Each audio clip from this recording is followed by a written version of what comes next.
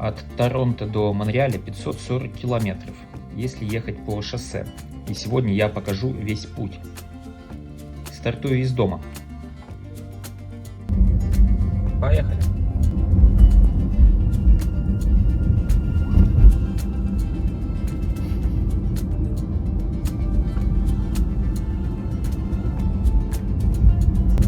Не прошло и пары минут, как я уже покинул свой город Миссисагу и заехал в Торонто. Просто я живу близко от Торонто. Вот это вот очень опасный участок. Всего несколько месяцев назад здесь установили камеру, которая наблюдает за скоростью.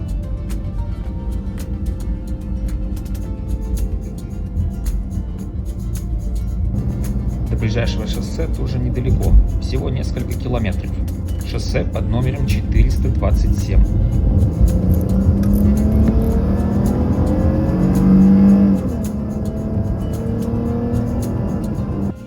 Если шоссе начинается с 400, то значит оно скоростное, не меньше 100 км в час. 427 шоссе быстро доводит до 401, самого главного шоссе провинции Онтарио. Вот она, великая пробка. Такое ощущение, что она тут круглосуточная. А все дело в том, что там вот за спиной самое широкое место этого шоссе. 18 полос. А здесь они превращаются то ли в 16, то ли в 12 полос. И все становится сложнее.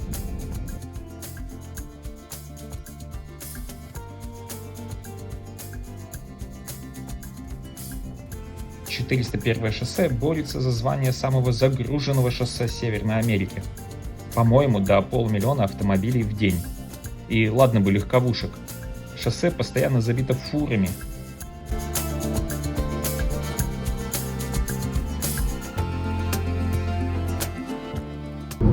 Вот так вот, полчаса едем, а все еще Торонто. Стучат тепловые швы под колесами.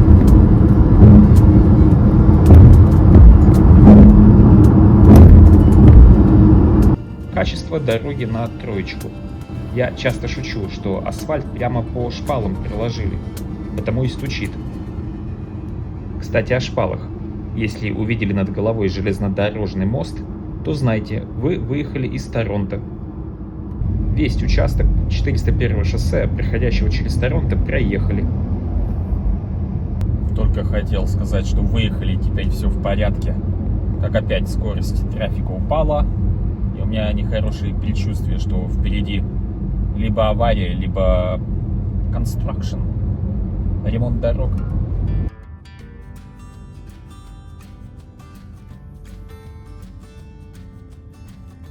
Не так плохо сегодня в плане пробок. Обратите внимание на двухэтажные вагоны справа. Пригородный общественный транспорт. В Торонто прикольные двухэтажные пригородные поезда. Транспорт будущего. Будут активно развивать.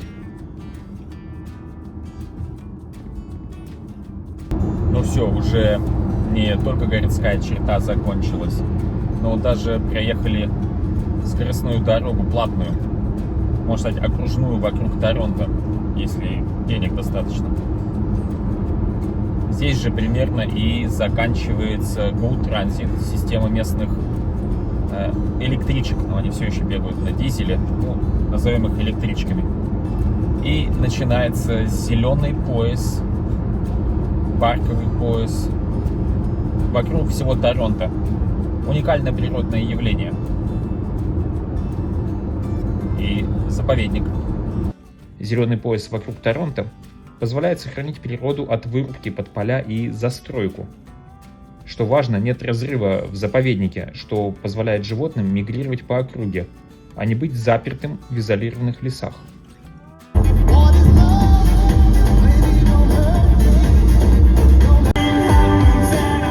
В арендованных авто радио часто настроено либо на рок-станцию, либо на старые хиты. Я эту дорогу проделал уже десяток раз, как минимум. Каждый год несколько раз езжу из Торонто в Монреаль. И в этом году что-то новенькое. ограничение скорости подняли со 100 до 110 км в час. Не, ну, конечно, левая полоса всегда 120 ездит, но теперь она меньше нарушает. Я езжу, соблюдая правила дорожного движения. Это официальное заявление. Самый конец апреля. Но в этом году весна задерживается, деревья стоят голые.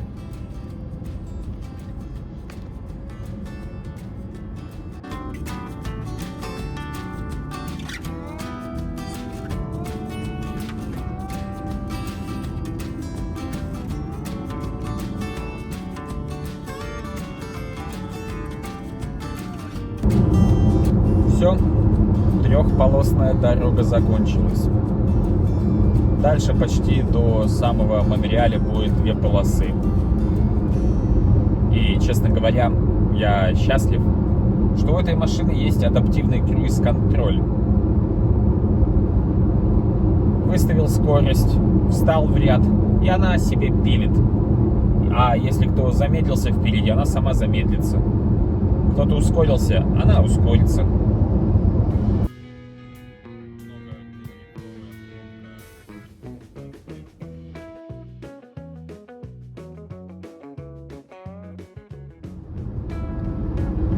Вроде там на горизонте уже заканчивается.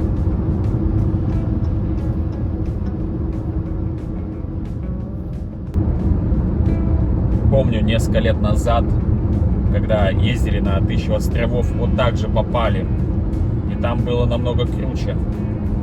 Август, период отпусков, все едут с дач. И если случится какая авария, здесь можно попасть на пару-тройку часов легко. Ну а про зиму и говорить нечего, аварий-то еще больше. Я, честно говоря, зимой даже и не пытаюсь ездить. Больно это опасно. Езжу, но редко. И все равно каждая поездка переключение. Здесь где-то, например, перемело ветром снег, нанесло поперек дороги.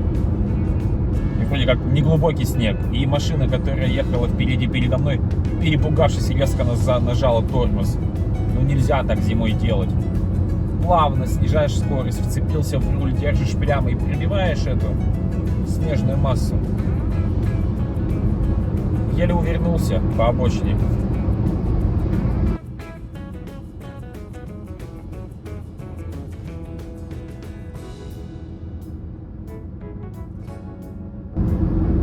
Ну а мы подъезжаем к очередной достопримечательности. Справа, если посмотрите, видно большое яблоко.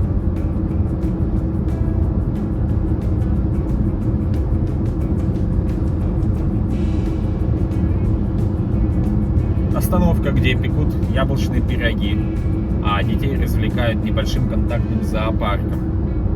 Когда Маша была маленькая, мы заезжали сюда.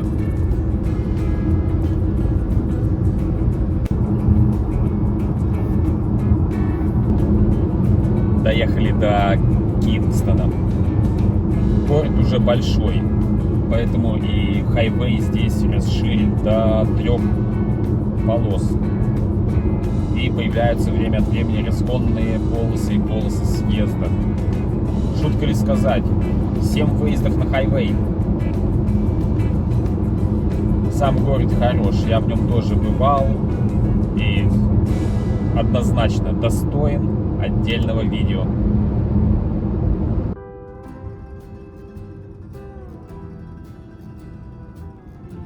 Съезды с шоссе пронумерованы, и, что удобно, они показывают, сколько километров от начала шоссе.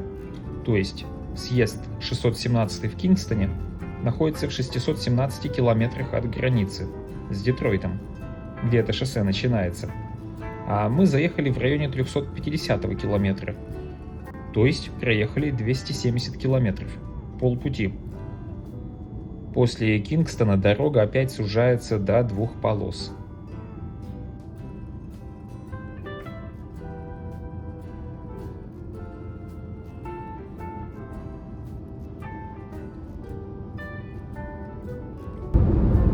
Да, они не просто с грузовиками. Но работа у них такая. Они ведь не со зла. Съезд 645. Ганнанок. Видео водной экскурсии с 1000 островов смотрите на нашем канале.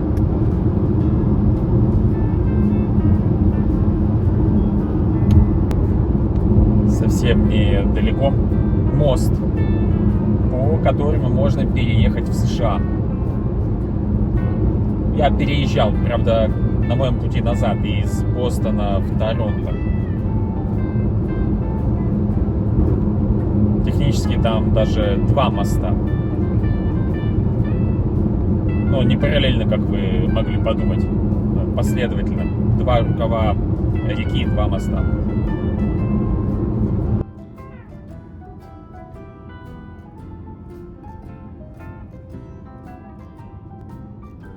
В районе 1000 островов самая красивая природа, где на скалистых холмах растут сосны.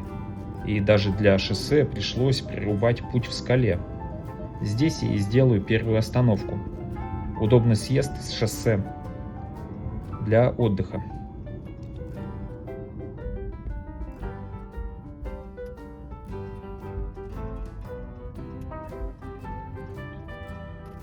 Вот этот черный Chrysler S300 – моя любимая модель среди американских машин и везет меня сегодня.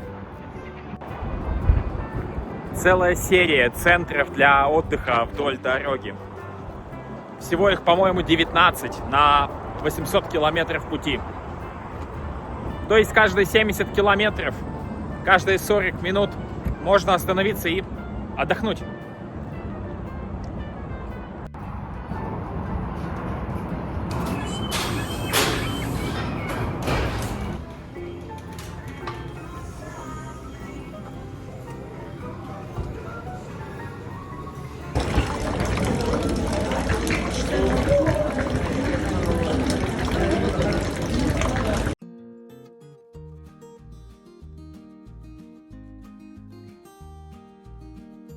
После отдыха снова в путь.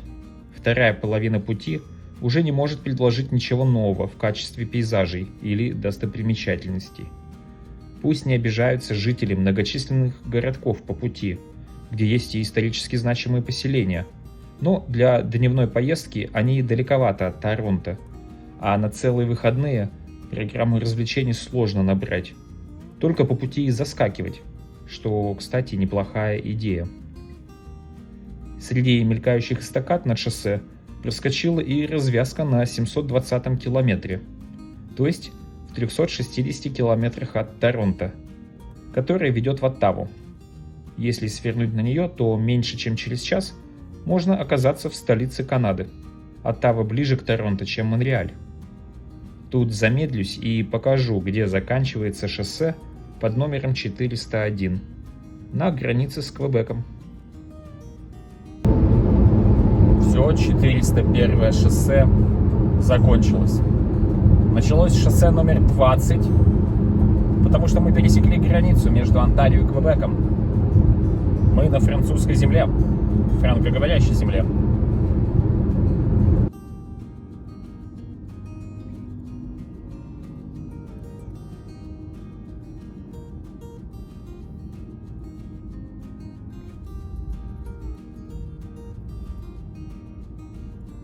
И вот этот знак очень важен.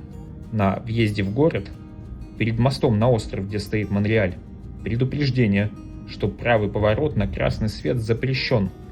На всем острове нельзя, а по всей Канаде можно.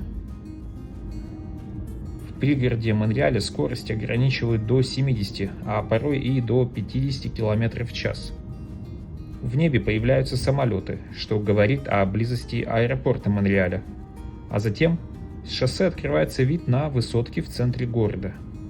Но самая высокая точка города все еще пик горы Маунт-Роял, на которой крест стоит.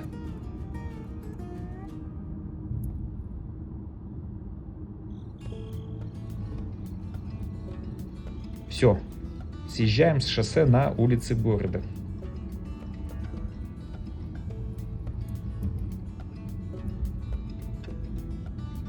Страшные бетонные эстакады обезобразили город в 60-х, когда проводили Экспо-67, всемирную выставку.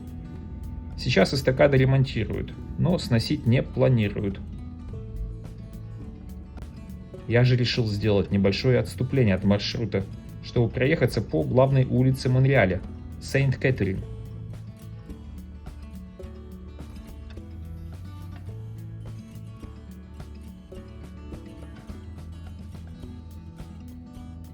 Я показывал ее зимой. Теперь покажу, как улица выглядит весной.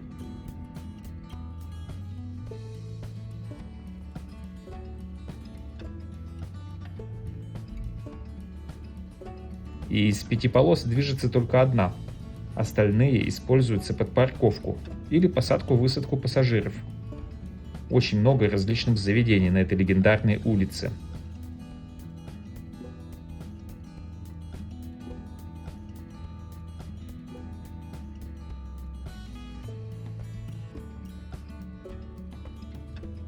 На лето часто ставят на улице веранды от кафе, наследие ковидных времен. Народу веранды понравились.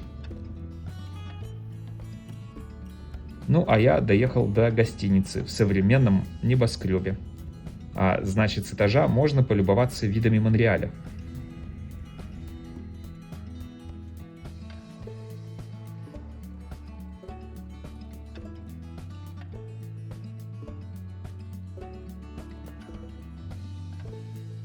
Безопасных вам автопутешествий. До свидания.